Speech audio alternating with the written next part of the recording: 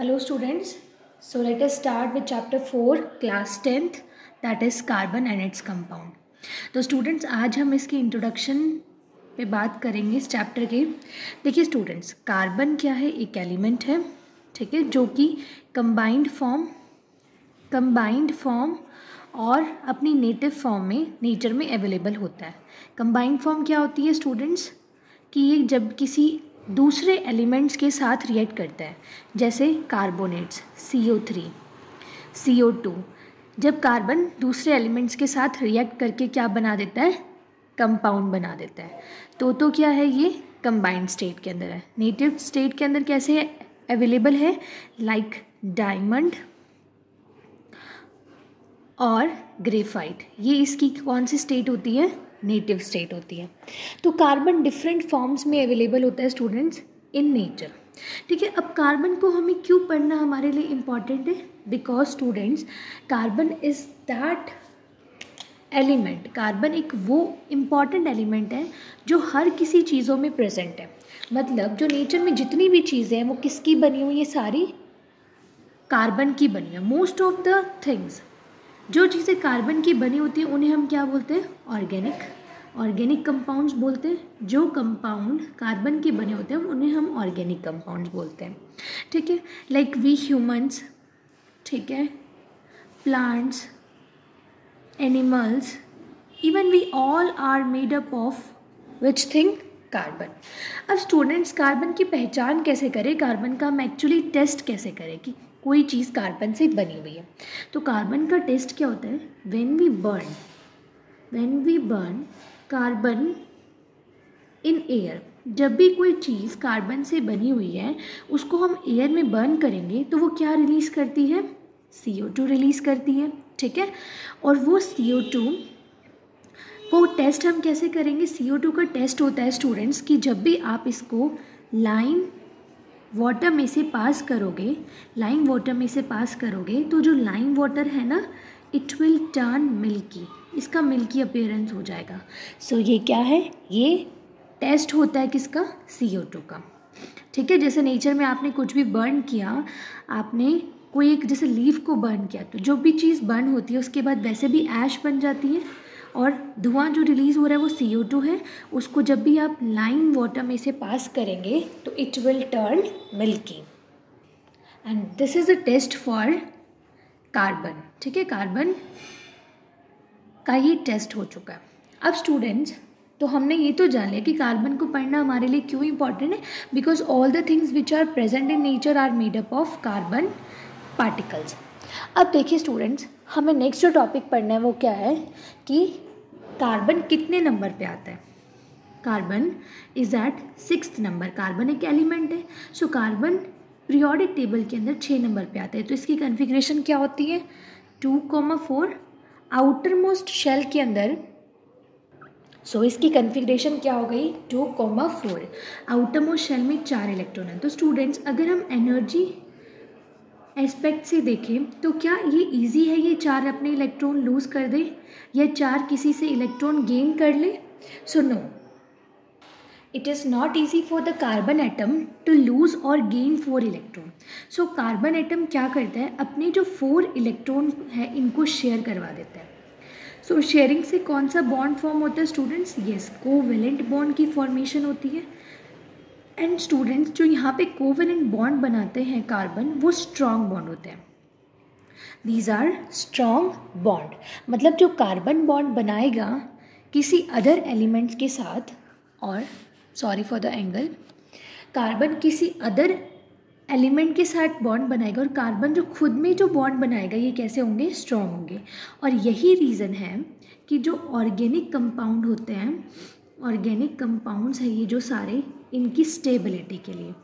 अब organic compound इतने stable क्यों होते हैं स्टूडेंट्स? क्योंकि कार्बन जो कोवेलेंट बॉन्ड बना रहा है, एक तो खुद कार्बन चेन्स की फॉर्मेशन भी कर रहा है, साथ में दूसरे एलिमेंट्स के साथ भी रिएक्ट कर रहा है। तो वो बॉन्ड कैसे होते हैं? स्ट्रॉन्ग बॉन्ड है। सो हमें इसका आंसर मिल चुका है कि कार्बन हमेशा कोवेलेंट बॉन्ड ही क्यों बनाता है? क्योंकि कार्बन के आउटर मोस्ट शेल में 4 इलेक्ट्रॉन है, एंड 4 इलेक्ट्रॉन ना तो ये किसी को दे सकता है ना किसी से ले सकता है। बिकॉज ऑफ एनर्जी रीज़न, इसके लिए एनर्जी की रिक्वायरमेंट बहुत ज़्यादा होती है, and it is not feasible for the atom to lose or gain 4 electron. In that condition it will share 4 electron. ठीक है, और कोवेलेंट बॉन्ड की फॉर्मेशन हो जाती है. अब स्टूडेंट्स यहाँ से जो कार्बन की एक जो कैरेक्टरिस्टिक्स हमें पता लगती है वो क्या है, सबसे पहली इंपॉर्टेंट कि कार्बन टेट्रावेलेंट है. टेट्रावेलेंट है मीन्स कार्बन की वैलेंसी 4 है. टेट्रा का मतलब होता है 4 वैलेंसी. यहाँ पे 4 वैलेंसी का मतलब क्या है स्टूडेंट्स, ये समझते हैं हम. बिकॉज कार्बन इज हैविंग, ये बहुत इंपॉर्टेंट है, इसको इसलिए हम हाईलाइट कर रहे हैं.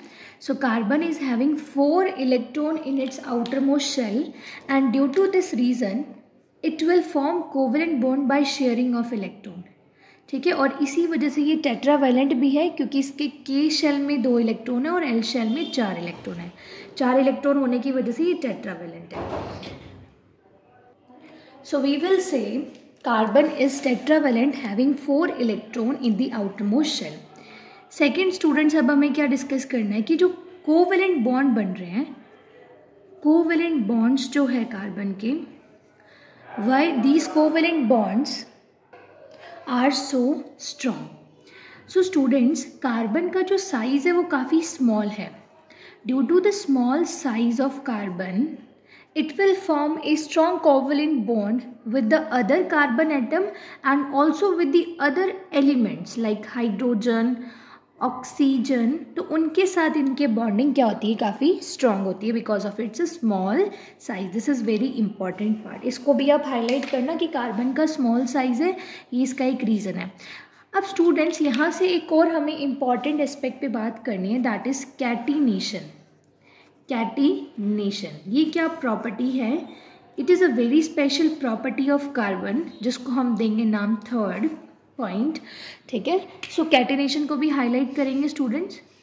कैटिनेशन एक वो प्रॉपर्टी होती है जिसकी मदद से जो एलिमेंट्स हैं वो खुद से वैसे ही एलिमेंट्स के साथ लिंक होते चले जाते हैं. अब कार्बन के जैसे ही मतलब कार्बन से ही नेक्स्ट क्या करेगा, बॉन्ड फॉर्मेशन करेगा. लॉन्ग चेन की फॉर्म में ये अवेलेबल रहते हैं, long chains. And this property of carbon is referred to as catenation.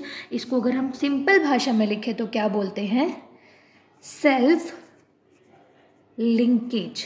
Self linkage बोलते हैं कि खुद से ही लिंक बनाना एक. अब ये जो सेल्फ लिंकेज में जो कोवेलेंट बॉन्ड बन रहा है कार्बन का, ये काफ़ी ज़्यादा स्ट्रॉन्ग होता है. This is a strong bond, strong covalent bond. अब जब कार्बन किसी अदर एलिमेंट के साथ रिएक्ट करेगा, so in that case also it will form a strong covalent bond, and this is the reason for the higher stability of carbon compound. Organic compound की stability इसी वजह से होती है. इसको हम सेल्फ लिंकिंग बोलते हैं. ये स्पेशल प्रॉपर्टी है कार्बन की जो कोई अदर एलिमेंट शो नहीं कर सकता, and due to this reason हमें ऑर्गेनिक केमिस्ट्री अलग से पढ़नी पड़ती है क्योंकि इस प्रॉपर्टी की वजह से we are facing so many compounds. बहुत सारे कंपाउंड्स हैं हमारे, जैसे चारों तरफ वी टॉक अबाउट ग्लूकोज क्योंकि इनके अंदर बहुत सारे कार्बन की लंबी चेन होती है. ठीक है, तो एसिड स्टार्च ऐसे टाइप के कंपाउंड्स जिनके अंदर कार्बन की लॉन्ग चेन्स अवेलेबल है, उसके एग्जांपल मैंने आपके सामने लिख दिया है. So student, self linking is a special property. अब आपसे अगर क्वेश्चन पूछे बोर्ड के अंदर कि कोई ऐसा अदर एलिमेंट बताओ जिसके अंदर कैटिनेशन की प्रॉपर्टी होती है, तो स्टूडेंट वैसे तो कोई भी नहीं है, but due to some extend जो यहाँ पे एक दूसरा एलिमेंट भी है जो ये प्रॉपर्टी शो करता है, वो क्या है, let us see. So silicon is that element which can show catenation to some extend. ये 7-8 एलिमेंट्स तक कंबाइन कर सकता है, but not more than that. Because वही बात है कि इसके आउटरमोस्ट शेल में 4 इलेक्ट्रॉन्स है, इसी वजह से ये टेट्रावेलेंट है एंड ये फॉर्मेशन कर सकता है कोवेलेंट बॉन्ड की, बट इसका साइज स्मॉल नहीं होता, इसका साइज लार्ज होता है. Due to the large size of silicon ये उतनी हद तक कैटिनेशन नहीं शो कर पा सकता as compared with the carbon. So students, this was a introductory video of this chapter, and continuously we will be learning this chapter only for the boards. So thank you for watching. If you think that these are helping you, so share with your friends and don't forget to subscribe the channel. Thank you.